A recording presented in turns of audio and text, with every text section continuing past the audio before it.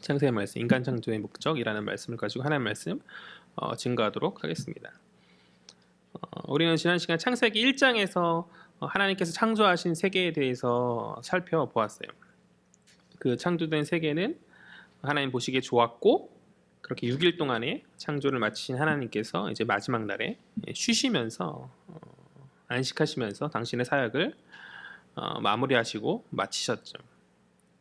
그러나 하나님께서 쉬셨다, 안식하셨다라는 그 말이 창조를 다 마치셨기 때문에 이제 세상에 관여하지 않으시고 떨어져 계심을 말하는 것은 아니에요. 이신론을 주장하는 사람들은 하나님께서 완벽한 시계와 같은 세계를 만들었다 주장해요. 뭐 그럴싸하죠. 완벽하게 만드셨다, 세계를. 그래서 그 만들어진 피조계는 너무나 완벽해서 더 이상 하나님께서 간섭하거나 건드릴 필요가 없다고 그들이 그렇게 주장하는 것이죠. 그러나 그것은 그들의 주장이고 성경은 그렇게 말하고 있지 않죠. 성경은 하나님의 분명한 다스리심과 그분의 섭리를 이야기하고 기록된 성경의 모든 이야기들, 스토리들, 사항들 가운데서 하나님의 초자연적인 개입과 역사를 분명하게 이야기하고 있죠. 하나님은 멀리 떨어져 계신 하나님이 아니신 줄 믿습니다.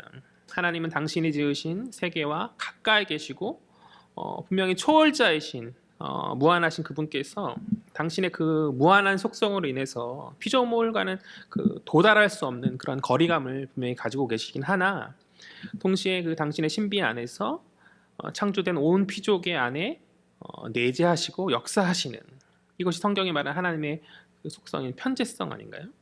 그러니까 어디에나 계신 그런 하나님, 그렇게 그 무엇보다 가까이 우리와 함께 계시고 모든 만물을 다스리시는 것이 바로 우리가 고백하는 하나님이시죠. 그렇기에 하나님 창조의 마지막 날에 당신이 그 안식을 선언하시지만 하나님 여전히 일하고 계시죠. 분명 하나님은 안식하셨다, 쉬셨다라고 말하지만 그럼에도 여전히 일하고 계신다고요. 만약 하나님께서 일을 하고 계시지 않으시면 온 세계 만물들은 그 생명력을 잃고 작동되어지지 않을 것이에요. 하나님께서는 여전히 만물 가운데 만물을 운행하시고 공급하여 주시고 다스리시는 그러한 일들을 하시기에 모든 만물은 살아있고 생명력 있게 그렇게 작동되어져 가는 것이죠. 그렇다면 창조를 마치시고 안식하신 그 하나님의 쉬심은 무슨 의미가 있는가? 하나님께서 마지막 날 쉬심은 지난 시간에 우리가 살폈듯이 그날을 어떠한 특별한 날로 삼으시기 위함이죠. 하나님의 형상으로 창조된 우리가 하나님의 창조를 기념하고 기뻐하여서 그렇게 하나님을 예배하고 섬기는 날로, 특별한 날로 세우시기 위하여서 그날을 거룩해 하시고 그날을 복되게 하실 뿐만 아니라 당신이 친히 멈추심을 보이심으로, 당신이 친히 쉬심을 모범으로 보이심으로 우리도 이제 한 주간의 모든 노동의 수고를 멈추고 그렇게 안식을 누리는 가운데 하나님만 바라볼 수 있도록 하나님이 스스로 친히 안식일의 모범이 되셔서 쉬심으로 그날이 특별한 날임을 보이셨다라는 것이죠. 이것이 우리가 지난 시간까지 살펴본 내용이었고, 이제 오늘 이어지는 본문은 그러한 하나님의 거룩하고 복된 날, 그런 안식일을 온전히 섬길 인간에 대해서 이야기하여 주고 있어요. 하나님의 형상으로서 하나님이 창조하신 세계를 또 안식일 이후에 계속되어질 그 세계의 그 시간적 그런 패턴을 하나님의 대리자로서 인간이 이제 어떻게 다스려야 되는지에 대해서 이제 그러니까 앞선 창세기 1장에서 인간 창조에 대해서는 말하지만 이제 좀 더 구체적으로 그 초점이 인간에게 맞춰져서 이야기하고 있는 것이 바로 인간 창조에 대해서 이야기하고 있는 것이 바로 오늘 2장의 본문의 내용이라는 것이죠. 4절, 5절, 6절 말씀을 한번 살펴보았으면 좋겠어요. 4절 말씀부터 읽어볼까요? 시작. 이것이 천지가 창조될 때에 하늘과 땅의 내력이니 여호와 하나님이 땅과 하늘을 만드시던 날에 여호와 하나님이 땅에 비를 내리지 아니하셨고 땅을 갈 사람도 없었으므로 들에는 초목이 아직 없었고 밭에는 채소가 나지 아니하였으며 안개만 땅에서 올라와 온 지면을 적셨더라. 오늘 본문의 4절에서 6절은 이제 오늘 본문의 배경에 대해서 이야기하여 주고 있죠. 어떤 학자들은 또 한 번의 창조를 이야기하는 듯한 이 창세기 2장을 성경의 모순으로 보고 이해해요. 성경의 무호성을 거부하는 비평학자들이라 말하는 그들은 뭐 자유주의자들이라 말하는 그들은 성경을 이제 고대의 어떤 신화와 같은 어떤 인간의 글로 보고 그렇기 때문에 오류가 있다라는 전제가 그들 가운데 있는 것이죠. 그래서 성경의 내용들을 그러한 시각으로 보는데 그들의 눈에 이제 앞선 창세기 1장의 창조 기사 이후에 이어지는 2장의 또 한 번의 창조 이 기사는 이렇게 두 번 반복되어지는 것이잖아요. 창세기 안에서 1장에 한 번, 2장에 한 번, 창조가 이제 두 번 이렇게 반복돼서 이야기되기 때문에 두 번 반복되고 또 그 내용에서 미묘한 차이가 있다라고 그들은 그렇게 말하는 것이죠.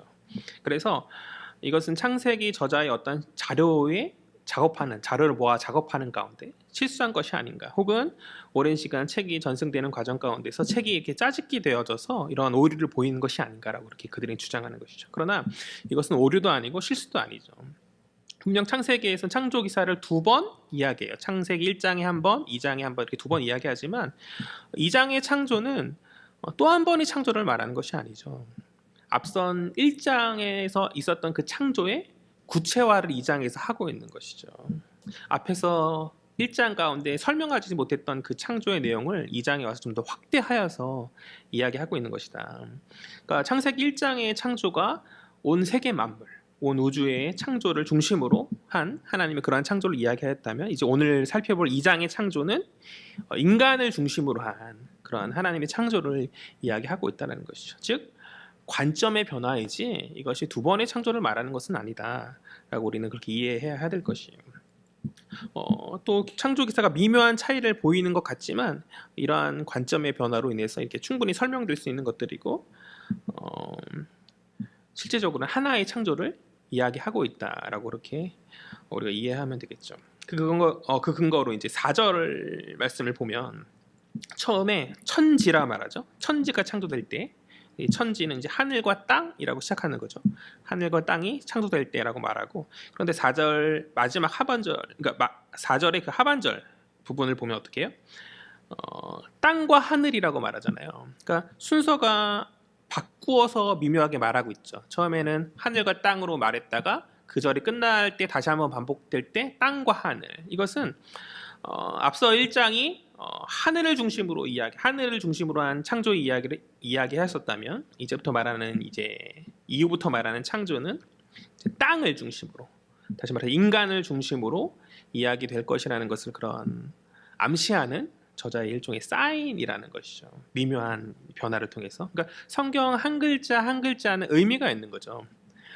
그냥 어떻게 실수로 어느 날은 기본 땅 하늘과 땅으로 썼다가 땅과 하늘로 바꿔 쓴 것이 아니라 저자의 의도가 있고 목적이 있고, 우리는 무오한 하나님의 말씀을 믿기 때문에 이런 것들을 바라볼 때, 근데 저희 스승님께서는 말씀을 볼 때 집착하듯이 봐야 된다. 한 글자 한 글자를 집착해서 봐라라는 그런 말씀이 저에게는 굉장히 도전이 되는 그런 말씀으로 남아 있는데요. 어쨌든 이것은 저자의 사인이다.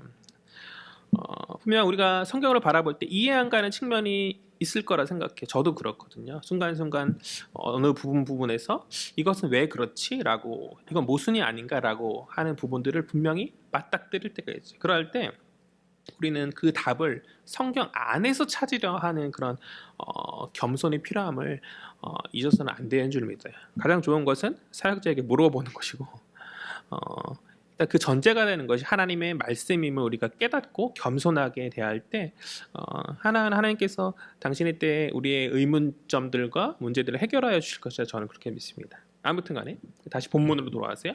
5절을 보면 땅을 갈 사람이 없어서 초목과 채소가 없었으면 무언가 없는 상황을 이야기하여 주고 있어요. 땅을 갈 사람이 없어서 초목과 채소가 없었다라고 그런 이러한 배경은 인간 창조의 당위성에 대해서 이야기하여 주고 있는 것이죠. 앞선 1장의 창조가 혼돈과 공허와 흑암과 어떤 기품의 어떤 무질서 상황 안에서 질서를 잡으시는 하나님의 창조를 이야기하였다면, 2장에서도 역시 그와 비슷한 사역이죠. 무언가 땅을 다스릴 자가 없어서 그 땅의 질서가 아직 세워지지 않은 그런 무질서의 배경 가운데 이제 그 질서를 어떻게 하나님께 세우시는 거예요? 인간을 창조하심으로 말미암아 하나님께서 세우실 것이라는 거죠. 하나님의 그 창조는 만물을 다스릴 그 하나님의 형상인 인간이 지음 받았을 때야 비로소 완성되는 창조이고, 그러기에 인간은 다른 피조물과는 구별되는 특별하며 중요한 하나님의 피조물이라는 것이죠. 5절을 볼 때 무언가 그 땅을 경작하고 다스릴 인간이 없기 때문에 어떠한 나무, 관목 같은, 그리고 작물이 없는, 채소와 이런 것이 없는 어떤 무질서한 가운데 읽혀지는 이미지는 척박한 느낌, 그리고 부족한 듯한 인상을 비록 우리에게 주고 있지만, 그러나 6절에 와서 그 땅에 안개가 적셔짐을 성경은 이야기하고 있죠. 그 땅에 안개가 적셔짐을 이야기함으로써 그 땅은 단순히 적막의 땅, 사람이 없기 때문에 무언가 아직은 개발이 안 된 무언가 부족한 땅으로 이야기되어지는 것이 아니라 가능성의 땅이요, 풍요함이 예비된 땅인 거죠. 인간이 살게 될 이 땅은 이제 이 땅에서 나오는 안개로 말미암아서 풍요로움이 넘치는 땅이 될 것이에요. 즉 하나님께서는 인간을 창조하시는 바로 직전에 넘치는 성장을 준비하고 계심을 이제 이 6절을 통해서 우리는 살필 수 있다는 것이죠. 하나님께서 우리에게 어떠한 사명을 감당하기에 앞서서 우리의 부족을 채우시는, 충분히 준비하시는 하나님인 줄 우리가 그렇게 믿고 고백하면 될 것 같아요. 우리가 이 본문을 대할 때 하나님께 준비하시는 분이시구나. 우리 인생 가운데서 어떤 도전이나 또 새롭게 어떤 직장을 가거나 어떤 변화의 시기 가운데 하나님께서는 아무 준비 없이 우리를 던지시지 않으신다는 것이죠. 감당할 힘을 주시고 상황들 예비하시고, 우리의 짧은 시각으로, 짧은 소견에 그것이 척박해 보이고 없어 보이는 듯하나 그러나 안개와 같은 하나님의 예비하심과 준비하심이에요. 그런 성장의 가능성을 하나님께서 내포하여 주시는 그런 예비하시는 그 하나님이신지를 우리가 고백하며 나아가면 될 것 같아요. 풍요와 함께 넘치는 성장의 가능성을 가진 이 땅에 이제 하나님께서 본격적인 인간을 창조하시고 사람이 그 땅을 다스리도록 두시는, 그 땅에 놓아두시는 그러한 사역을 이제 계속해서 우리는 읽게 되어지는데요. 7절 말씀 볼까요? 7절 다 같이 읽겠습니다. 시작. 여호와 하나님이 땅의 흙으로 사람을 지으시고 생기를 그 코에 불어넣으시니 사람이 생명이 되니라. 8절 여호와 하나님이 동방의 에덴의 동산을 창설하시고 그 지으신 사람을 거기 두시니라. 흥미로운 것은 뭐냐면은 답을 말하면 재미없을 것 같은데 뭔가 특별히 달라진 게 나타나요. 창세기 1장부터 여기 안에서 7절에 처음으로 달라진 것이 하나 나타나요. 그게 뭘까요?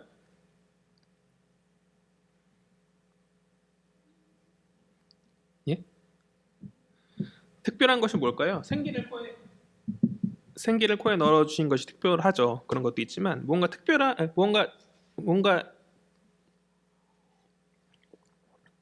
이전에는 없었던,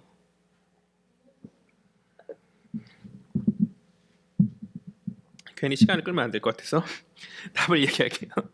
흥미로운 건 뭐냐면 여호와라는 하나님의 이름이 여기에 처음으로 등장하고 있다는 거예요. 창세기 1장부터 쭉 읽었을 때 우리 이제 성경을 읽을 때 여호와 하나님의 이름을 말하는 거라고 그냥 쉽게 넘어가지만 앞선 창세기 1장에서는 여호와 하나님이 등장하지 않았어요.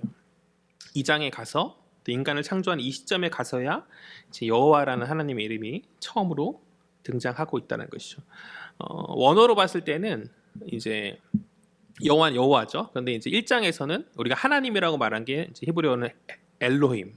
그러니까 앞에서 엘로힘으로 말하다가 이제 2장에 와서 여호와와 엘로힘이 같이 사용되고 이제 여호와라는 이름이 처음으로 등장하고 있다는 것이죠. 이것을 가지고 또 성경이 짜집기 된 자료라고 보는 그런 비평 학자들은 1장의 엘로힘 그 하나님과 2장의 여호와 이렇게 차이를 보이는 것이 어떠한 여호와라고 말하는 그러한 자료와 또 엘로힘이라는 말하는 자료가 이렇게 이제 시대 구전을 거쳐서 전선을 거쳐서 짜집기 되는 가운데서 이렇게 섞여진 거다라고 그렇게 주장하죠. 그러나 그런 것이 아니고 1장에서 말한 그 엘로힘 하나님은 이제 전능하시고 무한하신 하나님의 그 이름 자체가 엘로힘이라는 이름 자체가 전능하신 하나님, 무한하신 하나님, 창조주 하나님의 그런 속성을 반영한다면 2장에 나오는 하나님의 다른 이름이 여호와는 인간과 언약을 맺으시고 관계하시는 그러한 인격적 하나님의 속성을 반영한 이름들이거든요. 그래서 이거 좀 더 자연스러운 해석이고 창세기 주자도 잘 맞는 해석이라고 저는 보여져요. 창세기 1장이 모든 만물을 창조하신 그 창조주 하나님의 창조를 말하기 때문에 엘로힘이라는 이름을 사용했다면 이제 2장은 인간 창조를 주제로 하고 있잖아요. 그러니까 자연스럽게 여호와 하나님이라는 그 이름이 이제 나타나게 되어진 것이죠. 이게 좀 더 자연스러운 해석 아닐까요? 그렇죠? 어쨌든 그러한 여호와 하나님께서 이제 인간에게 가까이 오시는, 다가오시는 그런 하나님으로서 이제 여호와라는 이름으로 오신 하나님께서 이제 인간을 빚으시죠. 7절에서 인간을 빚으시고 코에 생기를 불어넣어 주고 계세요. 인간이 지음받을 때 말씀으로 바로 이렇게 창조되었다기보다는 지어지고 있죠. 이미 창조되어진 그 땅의 흙으로 말미암아서 이제 만들어지고 있는 그런 장면인 것이죠. 인간은 흙으로 젖었다. 창세기 2장 7절은 이제 인간의 재료가 흙임을 분명히 밝히고 있고, 만들다라는 동사도 이제 1장 1절에 창조하다라는 동사인 바라가 아니라 이제 아싸 동사, 만들다라는 뜻의 아싸 동사를 사용하고 있거든요. 그러니까 뭔가 하나님께서 지으시는 그런 의인화돼서 만드시는 그런 장면. 그러나 그 재료가 흙이지만, 땅이 흙이지만 인간의 가치가 있는 것은 뭐냐면 하나님께서 인간에게 아까 말씀하셨듯이 생기를 불어 넣어 주심에 있죠. 생기를 불어 넣어 주심에 가치가 있는 것이죠. 이러한 생기를 불어 넣어주는, 하나님의 당신의 호흡을 불어 넣어주시는 이러한 모습은 다른 피조물이나 다른 동물에게는 없는 하나님의 특별한 행위였다. 그러니까 하나님께서 스스로 토기장이와 같이 의인화되셔서 인간을 빚으신 것 자체가 인간의 특별한 작품임을 성경은 말하는 것인데, 그것을 넘어서서 하나님께서 호흡을 불어넣으셨다, 생기를 불어넣으셨다. 마치 탁월한 실력을 가진 화가가 자신의 그림의 마지막에 어떻게 해요? 자신의 사인을 이렇게 기록함으로써 그것이 자신의 특별한 작품임을 자랑하고 증명하듯이 하나님께서는 당신의 비친 인간의 형상에 당신의 호흡을 불어넣어 주심을 알미암아서 이 인간의 하나님의 작품이요 하나님의 특별한 형상임을 온 피조계에 드러내고 계시다는 것이죠. 그렇게 창조된 인간은 이제 하나님 동방 에덴의 한 공간에 두시고 그것에 동산을 창설하시고 그것을 다스리게 하시는 것이죠. 그것이 8절의 이야기고, 이제 9절에서 14절은 하나님이 만드신 인간을 놓아두신 에덴에 대해서 설명하고 있거든요. 에덴 동산이라고 우리가 흔히 말하는 에덴 동산에 대해서 설명하고 있는 구절인데요. 9절 말씀 다 읽지는 않을 거고요. 9절 말씀 한번 보죠. 9절 말씀 다 같이 읽겠습니다. 시작. 여호와 하나님이 그 땅에서 보기에 아름답고 먹기에 좋은 나무가 나게 하시니 동산 가운데에는 생명나무와 선악을 알게 하는 나무도 있더라. 하나님 세우신 그 동산 안에는 각종 나무들이 풍요롭게 있는 거죠. 아주 아름답고 먹기에 좋은 풍족한 그런 나무들이 있고, 특별히 이제 나무들 가운데서 선악을 알게 하는 나무, 그리고 생명나무가 있음을 이야기하여 주고 있어요. 생명나무와 선악을 알게 하는, 우리가 흔히 말하는 선악과라고 말하는 그 나무가 있음을 이야기하여 주고 있죠. 이것은 비극을 암시하는 구절이 아닐 수 없죠. 우리는 이미 성경의 스토리를 어느 정도 알기 때문에 하나님께서는 각종 좋은 나무의 풍요로움과 또 우리가 지금은 누릴 수 없는 그것이 정확히 어떠한 성질일 것인지 알 수 없지만 생명나무의 특별함으로 인간을 그 땅 안에서 채우셨다라는 것이죠. 그런데 인간의 초점은 뭐예요? 안타깝게도 하나님께서 이제 먹지 말라고 말씀하실 그 선악을 알게 하는 그런 나무이죠. 너무 안타깝죠. 거기에 초점을 맞췄다는 것이, 하나님께서 주신 풍요로움에 초점을 맞추고 하나님 주신 우리에게 복에 초점을 맞추고 나아갔다면 인간이 타락하여서 고통 가운데 거할 일들이 없었을 터인데, 안타깝게도 인간의 초점이 선악을 알게 하는 선악과에 있어서 문제가 되어졌다는 거죠. 우리 인생 가운데서 하나님께서 우리에게 주신 그 복을 바라보며 나아가면 참 좋을 텐데 우리의 시야가 항상 그러지 못하죠. 내 안에 어떤 부정적인 것을 바라보고 하지 못하는 것들을 좀 바라보고 나아가는 그런 연약함이 우리 가운데 있는 것 같아요. 그런 본성이 어쩌면 우리 인간이 가지고 있었던 이 처음 시작부터 가지고 있었던 연약함이 아닌가 저는 그렇게 생각하는데 어쨌든 오늘 본문의 구절은 어떠한 비극을 암시하는 선악을 알게 하는 나무를 말하면서 암시하는 구절이기도 하지만 이 구절이 정확히 말하는 것은 그 땅의 풍요로움이죠. 그 땅의 풍요로움. 하나님께서 좋은 나무의 열매와 아름다운 것들로 그 땅을 채우셨고 풍요롭게 부족함 없이 하셨다라는 것이 이제 구절의 이야기고 이어지는 이제 구절들도 네 개의 강을 이야기하고 있어요. 그 중에 이제 두 가지 강은 지금 지도상에 없는 그런 강이죠. 어쨌든 네 개의 강을 통해서 그 땅에 어떠한 물줄기가 있는 근원이 있는 생명이 잘 자랄 수 있는 근원이 되는 그 땅의 풍요로움에 대해서 다시 이야기하고 있고 또 금과 보석이 풍부하였다. 그래서 그 땅이 정말 가치 있는 땅이었음을 이제 성경을 통해서 우리에게 이야기하여 주고 있는 것이죠. 하나님께서 그러한 풍요의 땅, 풍족함이 있는 그런 가치가 있는 땅에 당신의 형상인 인간을 두시고 그 땅을 다스리며 지킬 것을 명령하셨다라는 것이에요. 15절 말씀 볼까요? 15절 말씀. 이제 에덴 동산에 대한 설명이 끝나고 15절 말씀 다 같이 읽겠습니다. 시작. 여호와 하나님이 그 사람을 이끌어 에덴 동산에 두어 그것을 경작하며 지키게 하시고 15절에서 인간을 에덴에 두셨다라고 이야기하고 있죠. 그 사람을 이끌어 에덴 동산에 두어서라고 얘기할 때 여기서 두다라는 동사는 앞에서도 8절에도 두다라는 동사가 나오는데 다른 단어예요. 한글 성경에서는 이제 똑같은 단어지만 히브리어 원어로 봤을 때 다른 단어거든요. 여기서 두다는 안식의 의미를 가지는 두다예요. 안식의 의미. 우리 흔히 노동을 생각할 때 힘들고 어렵고 피곤한 것이죠. 그러나 인간에게 하나님 처음 맡기실 때 그런 노동을 처음 맡기실 때 에덴을 지키며 다스리는 그 땅을 어떤 경작을 하는 그러한 노동은 그렇게 고통스럽고 힘든 성질이 아니었다는 것이죠.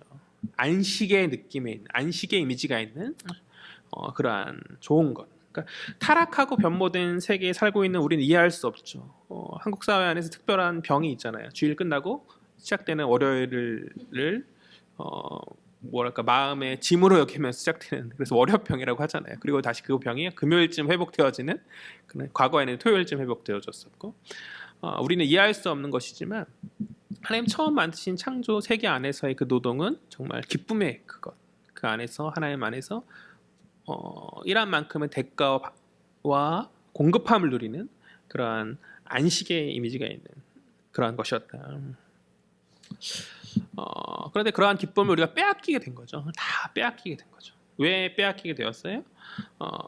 그것은 이어지는 하나님의 그 말씀을 다시 말해 하나님의 그 명령을 우리가 온전히 지키지 못했기 때문에 아담이 지키지 못했는데 왜 우리라고 말하냐라고 말한다면 이제 성경의 대표성의 원리에 대해서 한번 생각해 볼 필요가 있고 만약 우리가 아담과 같이 위치였다 할지라도 동일한 선택을 우리가 분명히 했을 거라 저는 확신해요. 확신할 수 있어요. 아마 우리도 그것을 하나님의 말씀에 어긋나는 행동을 하지 않았을까. 어쨌든 16절과 17절 말씀 한번 살펴보죠. 16절 말씀 읽겠습니다. 시작.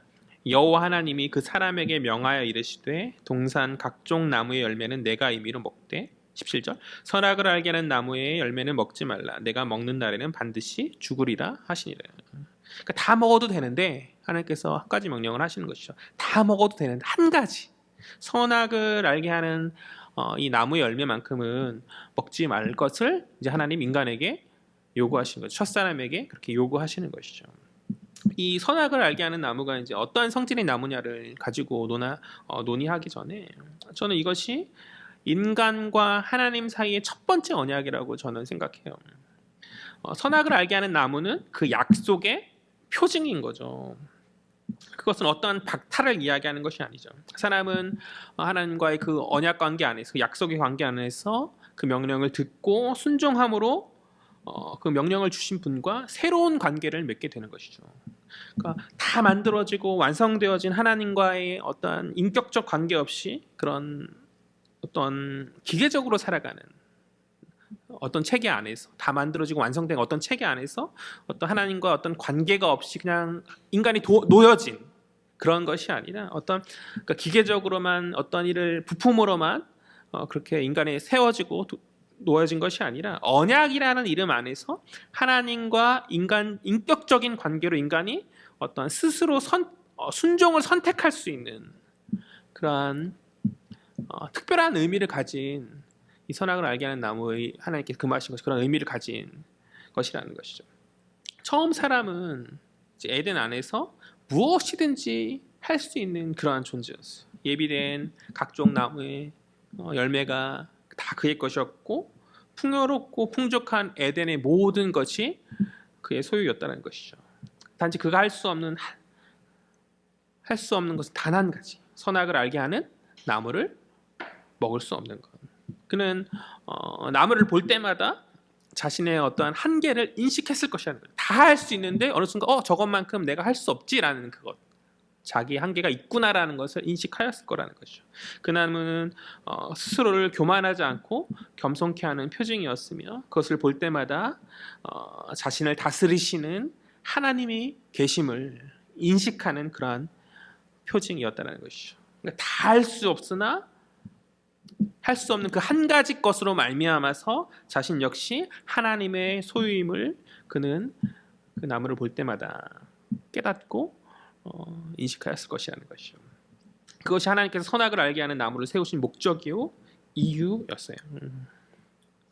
여기까지가 이제 오늘 본문의 내용들을 간략히 살펴본 것인데 이제 오늘 본문의 내용들을 우리에게 좀 적용하면서 우리가 오늘 살핀 이 인간 창조의 목적, 이 주제에 대해서 한번 생각해 보았으면 좋겠어요. 인간은 하나님의 특별하신 목적으로 창조된 자들이죠.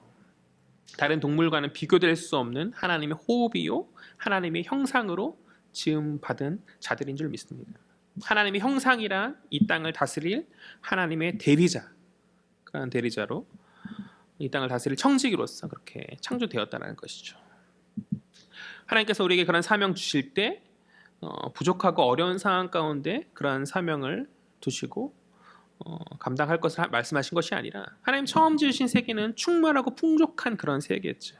세계였죠. 그 땅을 지키고 다스림 가운데 사람은 안식을 누리고 하나님의 뜻에 합당하게 생육하고 번성하여 땅에 충만한 그런 삶을 살아갔을 것이고 그렇게 살면 되었을 터였다는 것이죠.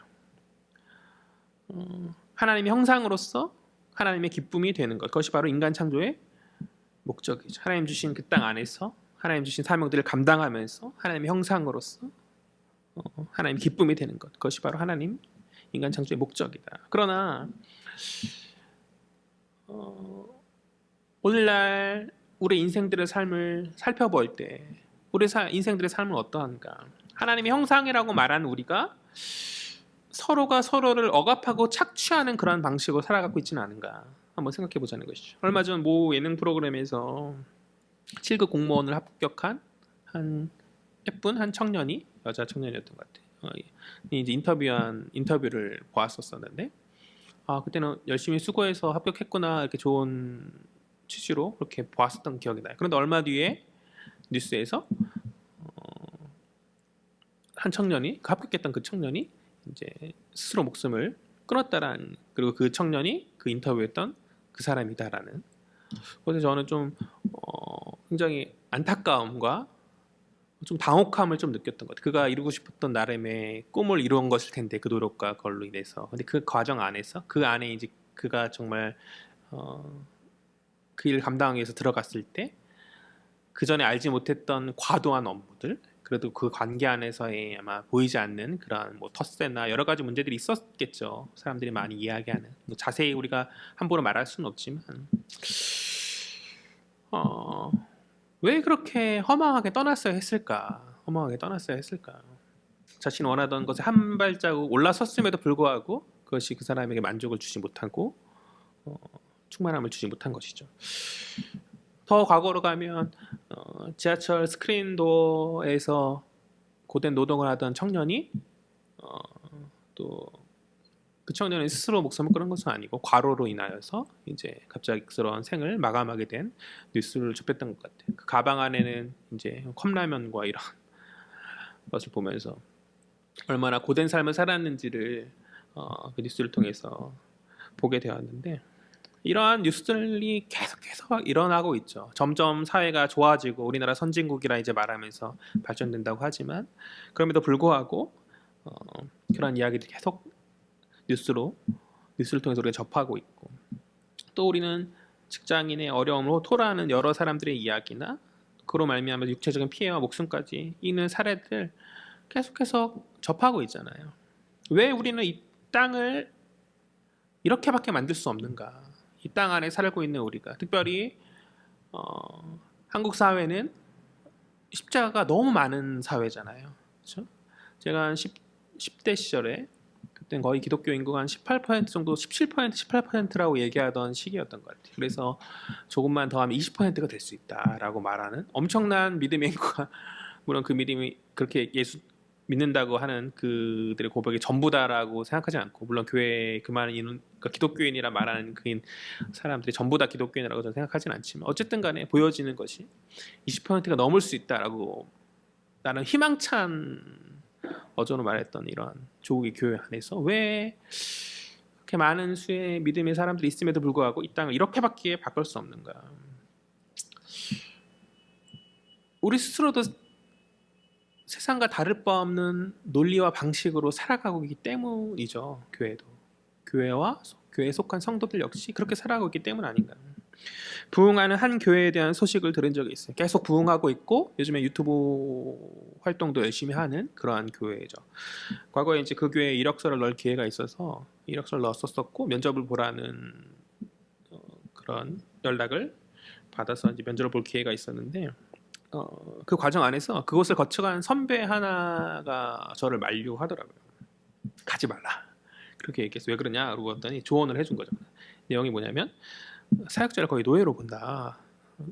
사역자들이 갈아져서 교회가 저는 그거 나쁘지 않다고 생각하거든요. 사역자들 헌신해서 교회가 진짜 좋은 것이잖아요. 그런데 그런 방법들이 조금 이 자리에 말하기에는 좀 비인격적인 것들이 좀 있었고, 또 사역자가 마치 텔레마케터 같다. 아침부터 저녁까지 전화 통화만 붙들고 있다라는 그런, 뭐 어느 정도 이해할 부분도 있긴 하지만 그런 부분이라든지, 또 주일날 저녁에 4시에, 토요일날 저녁이죠. 그러니까 토요일과 주일 사이에 4시에, 새벽 4시에 퇴근한다는 거예요. 처음에 잘못 들었나 싶었어요. 토요일날 4시쯤 퇴근하나 싶었는데 그게 아니라 새벽 4시에 그럼 주일 어떻게 하라는 거지? 라는 생각을 했거든요. 그러니까 새벽 4시쯤 퇴근해서 집에서 쪽잠 자고 아침에 나오는 건가? 이런 상황인 거죠. 그러니까 이해가 안 되는 그런 이야기에 이제 이게 어디까지가 사실이고 어디까지가 과장인가라고 고민을 했었거든요. 나는 이제 규모도 있고 괜찮은 교회. 근데 그 형님뿐만 아니라, 그 선배뿐만 아니라 이제 동기 중에 한 명이 비슷하게 경험한 사람이 만류해서, 두 사람이 그렇게 얘기하길래 이건 확실하다. 두 사람이 친 거는 확실한 거다. 한 명이 아니라 두 명, 이렇게 말하는 것은. 그래서 이제 그 교회를 가지 않은, 정중하게 면접을 보러 가지 않은 그랬었는데, 세상이 아닌 교회가 이러한 방식으로 성장하는 게 과연 하나님의 영광이 되겠는가라는 생각을 저는 하게 되는 것 같아요. 저는 이야기했듯이 사역자가 교회 일에 생명을 다하여 헌신해야 된다고 생각해요. 그러나 그것이 어떤 하나님 세우신 어떤 질서, 노동의 질서, 그리고 어떤 가정의 문제를 가져오는 정도는 아니어야 된다고 생각하거든요. 그 교회 출신의 사모는 남편이 너무 집에 안 들어와서 이혼을 결심하고 있다라는 그런, 정말 소문인지 사실인지 모를 그런 이야기들을 전해 들었었는데, 그런 것, 가정에 대해서까지 문제를 가져올 정도는 좀 아니라고 생각을 하거든요.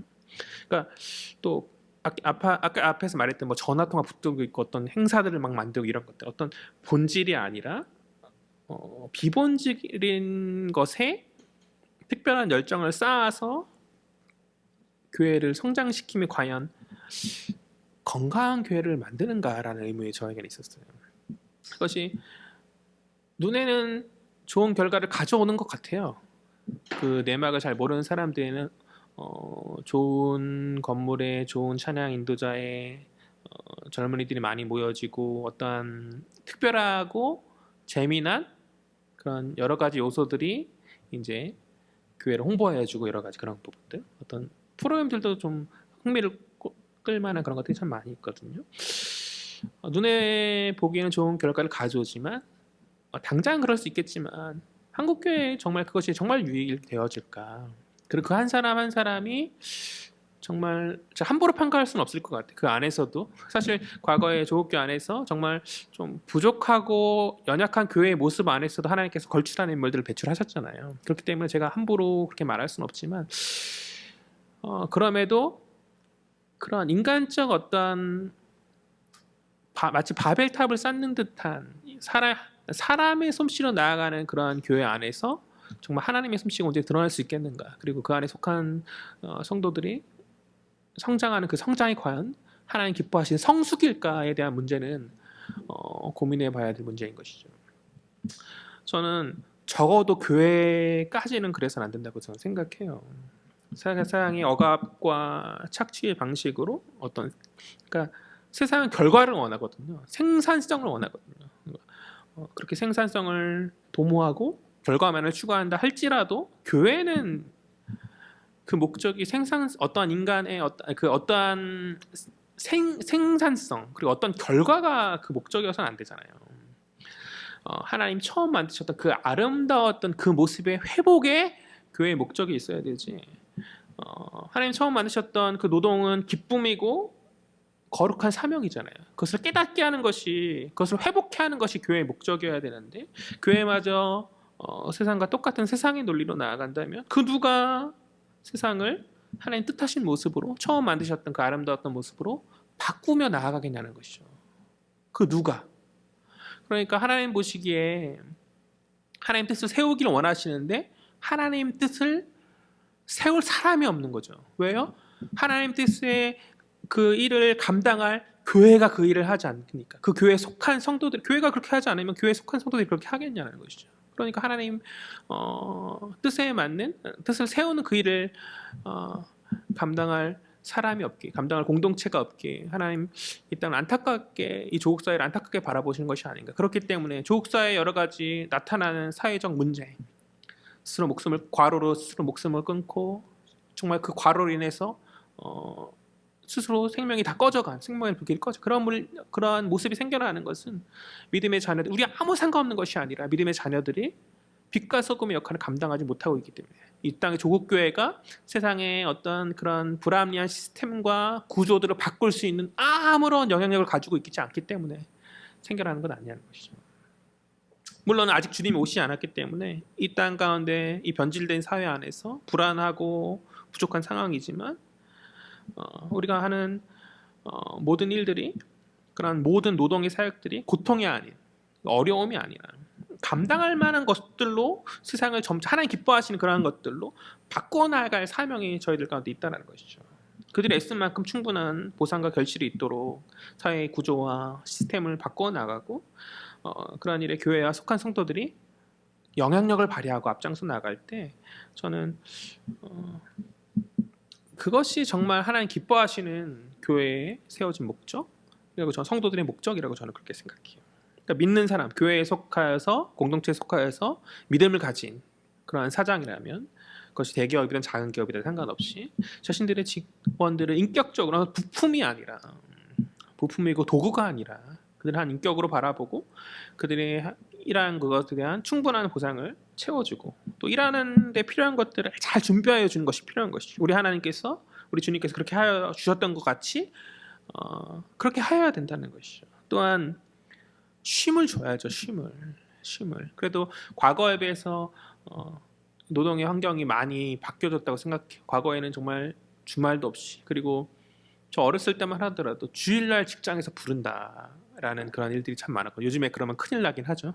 주일날까지 불러서 어떻게 주일을 성소해야 되나 문제로 막 씨름하면서 주일만큼 가지 않겠다라고 막 다투면서 이야기했던 그런 과거의 기억이 있는데, 그래도 요즘에는 좀 그렇긴 하지만 정말 믿음의 사람, 믿음의 어떤 사장이라면 그들이 주말에 쉴 수 있도록 여유를 주고 정말 안식을 누릴 수 있도록 그런 준비를 해주고 그렇게 나아가는 것이 하나의 기쁨인데, 너무나 안타까운 것은 교회나 세상이나 또 불신자나 믿음이 가진 사람들이나 그냥 다를 바 없이 그냥 어떤 사람을 착취하고 억압하고 그냥 그렇게 말하지 않는다 뿐이지 서로 다 그렇게 하지 않는다고 말하죠. 제가 봤을 땐 비슷비슷한 모습으로 나아가고 있는 것 같아요. 믿음의 신앙을 가진 어떤 사람이라고 해서 특별하게 다른 모습을 보이는 거 저는 많이 못 들어본 것 같거든요. 뭔가 더 챙겨준다든지 뭔가 더 인격적으로 나아가준다든지 그런 것이 없이 오히려 믿음에 가진 사람들이 그것으로 인하여서 더욱더 욕을 먹는? 제가 믿는다는데 왜 다르지 않아? 라는 그런 말을 듣는 그런 시대가 오늘날의 시대고 조국교의 모습이 아닌가. 그 무엇보다도 우리 일하는 그런 노동의 사명이 하나님의 영광이라는 그런 거룩한 사명임을 깨닫도록 교회와 성도들은 세상 안에서 인식의 변화를 가져와야 된다고 저는 그렇게 생각해요. 그러니까 성공과 성취라는 어떤 목적이 아니라 우리 창조주 되신 하나님께 영광을 돌리는 그것이 우리의 목적이기 때문에 그렇기 때문에 우리는 과정의 불리함이나 착취와 불평등이 있어서는 안 되는 거죠. 결과뿐만 아니라 모든 준비와 과정들이 하나님의 기쁨이요 하나님의 영광이 되도록 해야 된다고 저는 그렇게 믿습니다. 하나님의 영광이라 말하면서 그 과정 안에서 정말 불합리한 것들을 교회가 만약 자행한다면 또 믿음의 성도들이 자행한다면 그것은 하나님의 영광이 되어줄 수 없죠. 그러니까 우리의 인식도 변화돼야 되고 또 우리 인식의 변화로 말미암아 세상의 인식도 바꿀 수 있는 그런 영향을 가진 저와 여러분 되었으면 좋겠어요. 모든 일들은 하나님의 영광이다. 또한 하나님의 영광이라 말할 때 우리는 그 일을 허투루 할 수 없죠. 나의 어떤 이득이나 어떤 돈을 벌기 위한 것으로 그 일을 놓고 살아간다면 그 돈을 벌어서 먹고 하고 하는 거에 잠깐의 유익이 있을지 모르겠지만 그러한 모습에 인간에게 어떠한 가치가 있겠어요? 우리의 목적은 하나님의 영광임을 깨닫고 그런 모든 일들 가운데서 최선을 다하는 삶을 살아가야 되죠. 우리가 정말 그것을 깨닫는다면 우리 작은 일들을 허투루 하지 아니하고 맡겨진 사명이라 믿고 하나하나 주님 기뻐하시는 모습으로 나아갈 것이라 저는 그렇게 믿습니다.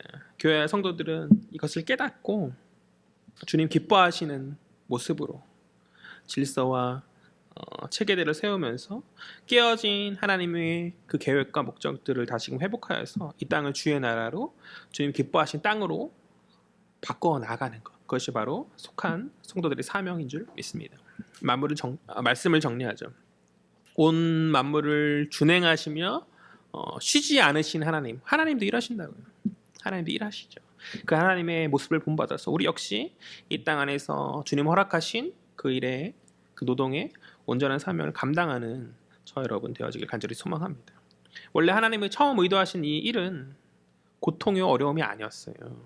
안타깝게도 우리는 깨어진 이 땅 안에서 살아가기 때문에 우리에게 경험하는 그 이 노동은 고통이고 어려움이죠. 그러나 그러한 어려움을 이기고 나아가는 자들에게 성경은 말하죠. 영원한 안식이 있음을 이야기하여 주죠.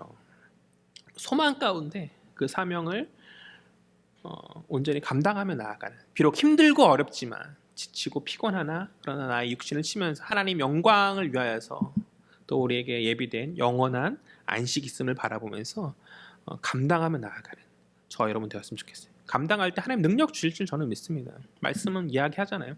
능력 주신 하나님, 감당할 수 있는 어려움만 주신 하나님이라고 성경은 그렇게 이야기하죠. 우리에게 맡겨진 그런 사명들이 내가 감당할 수 있는 하나님 허락하신 사명임을 믿고 그것을 온전히 최선을 다해서 감당할 수 있는 저 여러분 되었으면 좋겠습니다.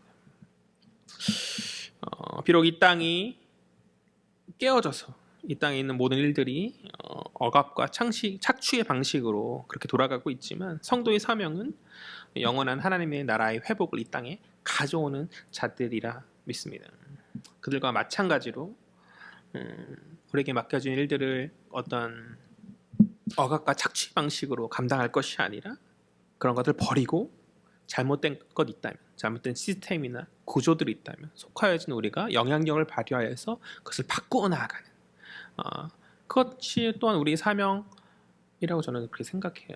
바꾸어 나간 그 일에 감당할 수 있는 뭐 어린이집 오래 하다가 어린이집 원장이 되면 믿음의 어린이집 원장은 좀 달라져야겠죠. 그렇죠? 뭐 사업 직장인들이 생활하다가 또 어떤 직급을 얻게 되면 내가 이제 관리하는 사람들에 대해서 그들에 대한 어떤 대우나 그들에 대한 어떤 관계하는 것이나 다르게 또 사장이 되면 그들에게 마땅한 것을 채워줄 수 있는 그러니까 그렇게 우리가 속하여진 그 공동체 안에서 우리가 맡겨진 그 영향력 안에서 조금씩 주님이 기뻐하시는 아름다운 모습으로 바꿔 나갈 수 있는 것이 바로 바꿔 나아가는 것이 우리 바로 사명이라는 것이죠.